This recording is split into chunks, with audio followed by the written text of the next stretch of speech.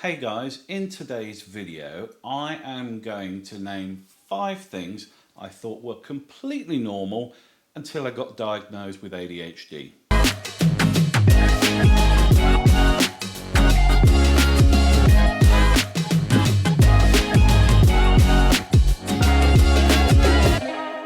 Number 1.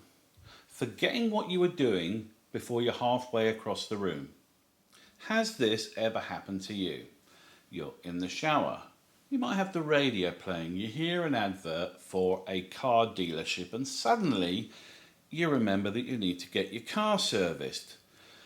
But you know that you're likely to forget that and it's quite important. So what you might do, certainly what I do all the time, is I repeat in my head what I've got to do constantly until I'm actually doing that thing. So when I hear the car dealership advert on the radio and I think to myself I need to get my car serviced, I stand there in the shower for the whole duration of the shower saying car service, car service, car service, car service, car service, just so I don't forget it. And I don't stop saying it until I'm literally picking up the phone and dialing the number to them.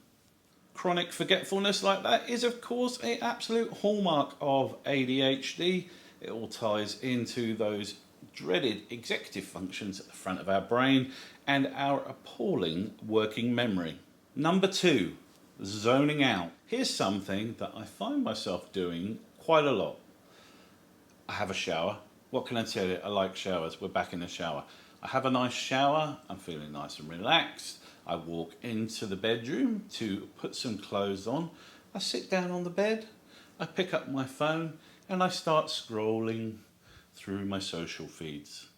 Before you know it, 45 minutes has passed and I've done absolutely nothing and I've probably retained no information whatsoever from whatever it is I just scrolled past. Or how about this? Have you ever returned to your house in your car, parked in the garage, turned the ignition off, and then just sat there for an hour enjoying the serenity? That's something I seem to do all the time. I don't know what it is about that moment when you get into the garage and you flick that ignition key off and you're in the beautiful little cocoon of your car, in your garage, in your house. There's just something so nice about it and you just sit there and the next thing you know, someone's knocking on the window saying, "What the fuck?" Number 3, instant regret. Quite often I'm sat at my desk doing some work or thinking I'm doing some work. I realise that I've got off task and I admonish myself in my head. I say, "Andrew, come on, pull yourself together. You've got to get on with your work." And I open a Reddit tab or YouTube. What the fuck is that about? Or how about this? You pause the movie or TV show that you're watching on Netflix because you just remembered that the bins have got to go out and you admonish yourself and you say, "I should take the bins out." And then you unpause your show. Number 4, oversharing. Have you ever found yourself getting into conversation with a complete stranger and sharing with them the most intimate details of your life? I seem to do this on a regular basis, and I have to say that even when I'm pulled up on it, 0 fucks are given. I don't care about oversharing. It just doesn't bother me. On one occasion, I was in the casualty ward of the local hospital, having injured myself, and I was taken off to the curtained off area to be seen by the triage nurse, who asked me some fairly innocuous question about my health history, and I proceeded to regale her at loud volume about all the ins and outs of my life, and the entire waiting room was sat there laughing their heads off, and my wife was right there, front row, just burying her head in her hands, going, "Oh my God." Number 5, definitely maybe.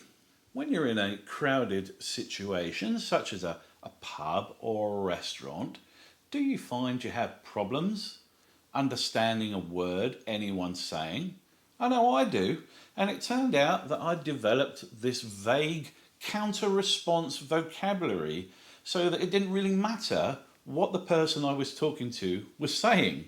So they might make some statement and I would just sort of nod and say, oh yeah, definitely. Or depending on the expression on their face, going, oh no, definitely not. Or any one of 1,000 different vague responses that I could say, which made it look like I was hearing what they were saying, whilst not actually picking up a single fucking word that was said. Of course, this is really bad when you're trying to chat someone up. If you're in a pub or a nightclub and you see someone and you get talking to them and it seems like they're interested in you and you still can't hear a fucking word they're saying because there's all this other shit going on around you and it's absolutely impossible to tune in on that one person. So there we go, guys. Those are 5 things that I've been doing all my life that I thought were completely normal, and it turns out they're really not. They are symptomatic of somebody with severe ADHD. All right, guys, I'm waffling on again. Please hit the like button. Apparently, it helps with something called the algorithm. And if you're new here, please hit the subscribe button. I think the videos are slowly improving. Which way the graph go? That way. I think the videos are slowly improving over time, and hopefully we'll get better. Waffling on, for fuck's sake, Andrew. Shut up. Cheers, guys. See you on the next one.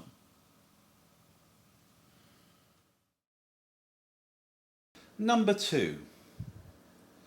Number 2 is what?